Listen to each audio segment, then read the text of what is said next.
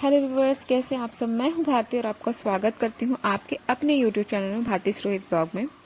आज की इस वीडियो में ये बताऊंगी कि पीरियड्स के कितने दिन बाद प्रेग्नेंट होते हैं, रिलेशन बनाने का सही समय क्या होता है, हमें कब पता चलता है कि हम प्रेग्नेंट हो चुके हैं, पीरियड्स के कितने दिन बाद प्रेग्नेंट हो सकते हैं। ये उन महिलाओं के मन में होता है जो ये सोचती हैं कि वह कितनी जल्दी प्रेग्नेंट हो सकें और वह ये सोचती हैं कि कितनी जल्दी माँ बन सकें। तो हर महिला या लेडीज के अंदर एक यूट्रस मतलब बच्चेदानी होती है और बच्चेदानी के दो नलिका मतलब फेलोपियन ट्यूब और दो नलिकाओं से जुड़ी हुई अंडाशय होता है जिसे ओवरीज कहते हैं।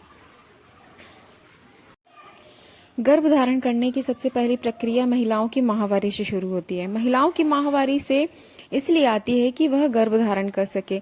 किसी कारणवश वह गर्भ धारण नहीं कर पाती तो उस महीने पीरियड्स आ जाते हैं। तो बेसिकली पीरियड्स आते हैं कि वह गर्भ धारण कर सके।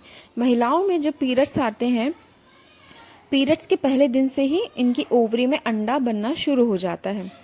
एकदम सिंपल भाषा में बता रही हूँ जिससे कि आपको अच्छे से समझ आ सके। महिलाओं में यूट्रस होता है, इसे बच्चेदानी बोलते हैं और उसी बच्चेदानी से जुड़ी दो नलिका मतलब फिलोपियन ट्यूब बोलते हैं।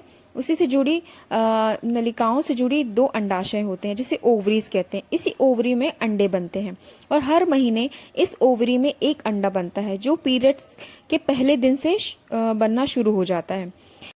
तो आपका सवाल ये होगा कि क्या दोनों ओवरी में अंडा बनता है? तो ओवरी दो होती हैं, एक लेफ्ट और एक राइट साइड। तो हर महीने जैसे कि एक लेफ्ट ओवरी में अंडा बनेगा तो दूसरे मंथ राइट ओवरी में अंडा बनेगा, मगर एक ही ओवरी में एक ही अंडा बनता है। तो आपके पीरियड्स के पहले दिन से उसमें ओवरी में अंडा बनना शुरू हो जाता है और यह अंडा आपके एक मेच्योर साइज में पीरियड्स के 12वें, 13वें या 14वें दिन में ओवरी से निकलता है। जैसे कि हर महिला की माहवारी की डेट अलग होती है, वैसे ही हर महिला की ओव्यूलेशन की डेट भी अलग होती है। तो फ्रेंड्स, महिलाओं में ओव्यूलेशन महिला के 13वें या 14वें दिन में हो जाता है। मान लेते हैं कि आपका पीरियड्स का साइकिल बहुत लंबा है, जैसे कि 35 से या 45 डेज तक का है, तो 20वें दिन के अंदर ही आपका ओव्यूलेशन हो जाएगा।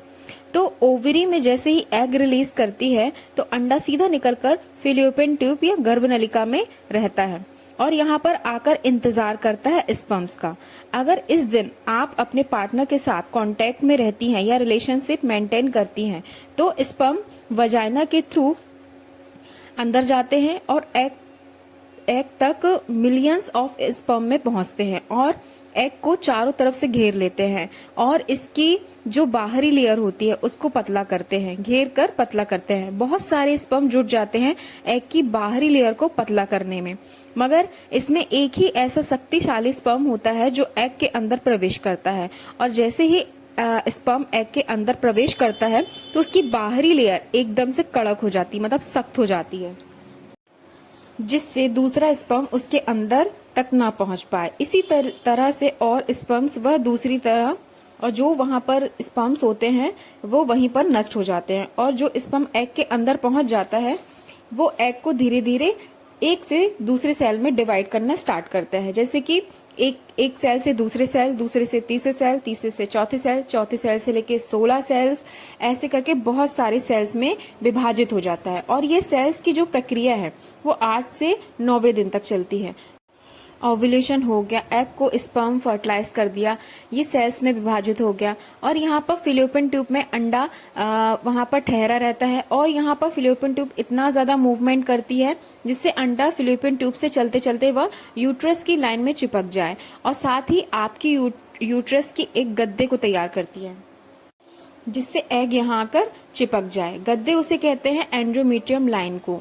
ये एंड्रोमीट्रियम की लाइन जैसे जैसे आपके पीरियड्स की डेट बढ़ती जाती है आपके बहुत सारे हार्मोन्स चेंज होते हैं और ये बॉडी में एंड्रोजन हार्मोन्स को बढ़ाता है और इसी हार्मोन्स के कारण यूट्रस की लाइन मोटी होती है तो गर्भधारण करने के चांस और भी ज्यादा बढ़ जाते हैं। ताकि फर्टाइल एग ब्लास्टोसिस्ट होकर आए तो वह यूट्रस की लाइन में अच्छे से इम्प्लांट हो जाए।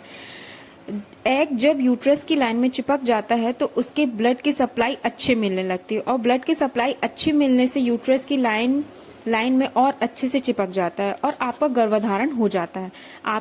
तो आपकी बॉडी में बीटा HSG हार्मोन्स बनना शुरू हो जाता है। और पीरियड्स के मिस होने के 1 हफ्ते बाद अगर आप प्रेगनेंसी टेस्ट किट से चेक करती हैं तो आपका रिजल्ट शो होगा।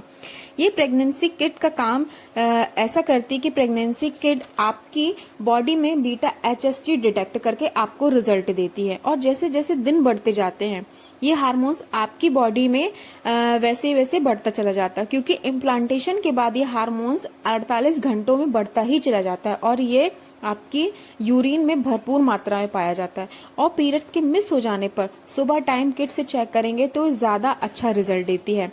तो यह मैंने बहुत ही सरल भाषा में आपको बता दिया गर्भधारण करने की पूरी प्रक्रिया। यहाँ पर मैंने ओव्यूलेशन से लेके इम्प्लांटेशन तक की पूरी प्रक्रिया एक साधारण भाषा में बताई है। जब महिला का पीरियड का शुरू दिन से लेकर उसके दूसरे पीरियड आने की प्रक्रिया तक महिला के अंदर बहुत सारे हार्मोन्स चेंज होते हैं और इतनी सारी प्रक्रिया से गुजरने के बाद महिला प्रेग्नेंट होती है और बहुत सारे पड़ाव पार करने के बाद एग फर्टाइल होकर इम्प्लांट होने के बाद एक बच्चे के रूप में आपको मिलता है। तो कैसी लगी ये इन्फॉर्मेशन? अगर ये इन्फॉर्मेशन अच्छी लगे तो प्लीज इसे दिल से लाइक कीजिए और ढेर सारा प्यार दीजिए। और मेरे चैनल में नए हैं तो प्लीज इसे सब्सक्राइब करना ना भूलें। Thank you, thanks for watching this video and next video में मिलती हूँ नेक्स्ट टॉपिक के साथ। तब तक के लिए tata bye bye and take care.